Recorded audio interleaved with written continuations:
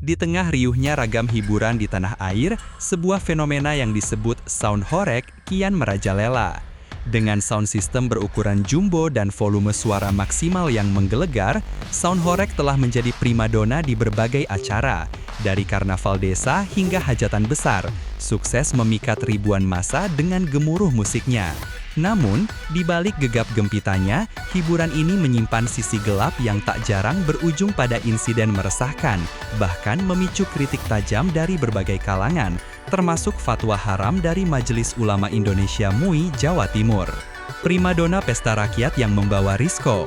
Sound horeg telah menjadi alternatif hiburan yang digemari banyak orang, menciptakan atmosfer meriah yang tiada duanya. Konsepnya sederhana namun dahsyat. Truk atau kendaraan dihias megah dengan tumpukan speaker raksasa yang siap memuntahkan desibel maksimal. Tak heran, kehadirannya selalu dinantikan sebagai daya tarik utama untuk memeriahkan berbagai kesempatan. Namun, daya tarik yang kuat ini seringkali dibarengi dengan risiko yang tak kalah besar. Insiden demi insiden mulai mencoreng citra hiburan ini, mengubah sukacita menjadi kecemasan. Peristiwa-peristiwa nahas ini menjadi pengingat pahit akan bahaya yang mengintai di balik gegap gempita volume maksimal. Horor di Pati, tersangkut kabel listrik, peserta terjatuh dari truk. Di Pati, Jawa Tengah, sebuah insiden mengejutkan terekam kamera dan menyebar luas. Seorang peserta sound horeg yang tengah asyik berada di atas truk, tiba-tiba tersangkut kabel listrik yang melintang di jalan. Dalam sekejap, tubuhnya limbung dan ia pun terjatuh dari ketinggian truk. Peristiwa mengerikan ini terjadi saat acara karnaval dalam rangka sedekah bumi di Desa Wedusan, Kecamatan Dukuh Seti, Pati, Jawa Timur. Beruntung, peserta yang nahas tersebut hanya mengalami luka ringan. Namun, insiden ini cukup untuk memicu keprihatinan serius tentang standar keselamatan dalam penyelenggaraan acara sound horeg. Kejadian ini menggambarkan betapa krusialnya pengawasan rute karnaval. Kecerobohan dalam tidak memperhatikan infrastruktur di atas jalan, seperti kabel listrik yang rendah, bisa berakibat fatal bagi peserta yang berada di posisi tinggi. Malapetaka di Bondowoso. Sound system raksasa tumbang menimpa warga. Tak hanya di Pati, drama mengerikan lain juga terjadi di Bondowoso, Jawa Timur. Karnaval sound horeg yang semula disambut sukacita oleh warga Desa Sumber, tiba-tiba berujung petaka yang tak terbayangkan. Sebuah sound system setinggi 5 meter yang menjulang megah di atas kendaraan, tersangkut pada ranting pohon yang rendah. Dalam hitungan detik, struktur raksasa itu oleng dan akhirnya tumbang. Tragisnya, 2 orang warga yang berada tepat di belakangnya menjadi korban, tertimpa reruntuhan sound system berbobot ratusan kilogram itu. Insiden ini sontak mengubah suasana perayaan menjadi kepanikan dan duka. Korban-korban dilarikan ke fasilitas medis terdekat, meninggalkan tanda tanya besar tentang kelayakan operasional dan pengawasan teknis perangkat sound horeg yang digunakan dalam acara publik. Kejadian di Bondowoso ini menyoroti risiko desain sound system yang terlalu tinggi dan kurangnya antisipasi terhadap rintangan di jalur karnaval. Pohon-pohon atau bangunan rendah bisa menjadi ancaman serius bagi perangkat sebesar itu. Kerusakan rumah warga dan protes yang meningkat. Dampak negatif dari keberadaan sound horeg tidak hanya terbatas pada insiden personal. Di beberapa kejadian lainnya, getaran suara yang sangat kencang dan ukuran sound system yang masif bahkan berdampak pada kerusakan fisik rumah warga.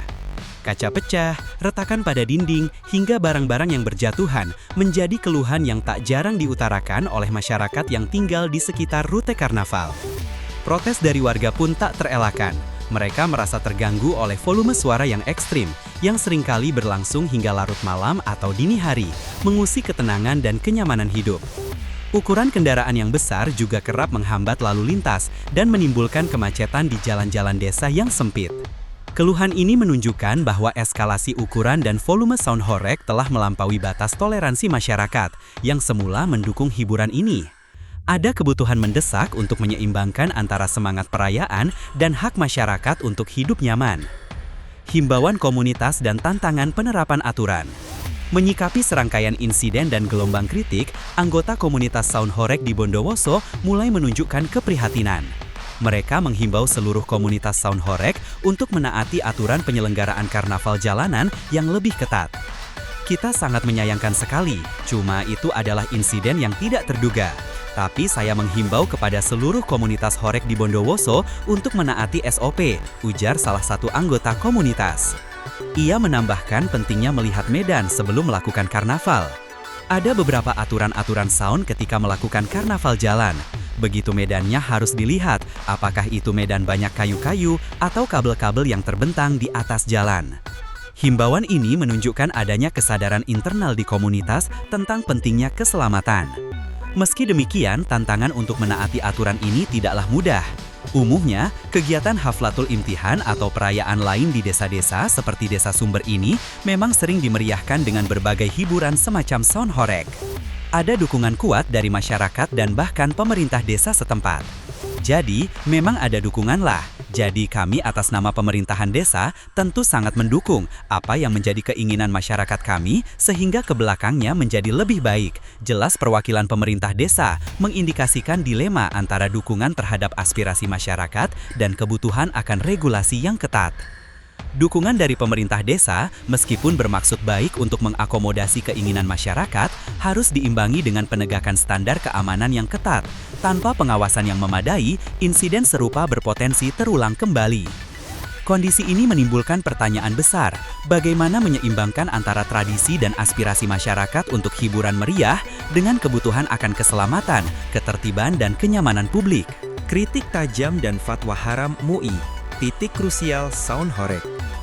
Kini, keberadaan sound horeg banyak menuai kritik tajam dari berbagai elemen masyarakat. Puncaknya, Majelis Ulama Indonesia MUI Jawa Timur bahkan mengeluarkan fatwa haram terkait praktik sound horeg yang dianggap berlebihan dan meresahkan. Fatwa ini tentu saja menambah panas perdebatan seputar fenomena ini.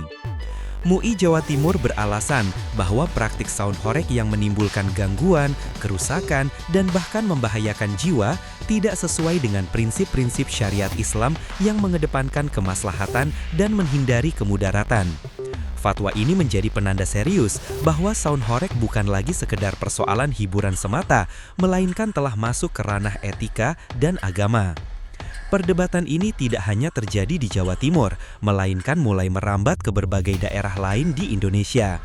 Masyarakat dan pihak berwenang kini dihadapkan pada pilihan sulit, membiarkan tradisi sound horeg terus berkembang dengan segala risikonya, atau menerapkan regulasi ketat yang mungkin mengekang semangat hiburan rakyat ini.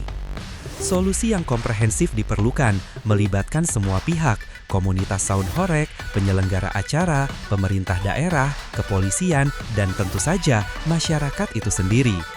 Edukasi tentang keselamatan, pembatasan volume suara, pengaturan rute yang aman, dan penggunaan perangkat yang memenuhi standar harus menjadi prioritas utama.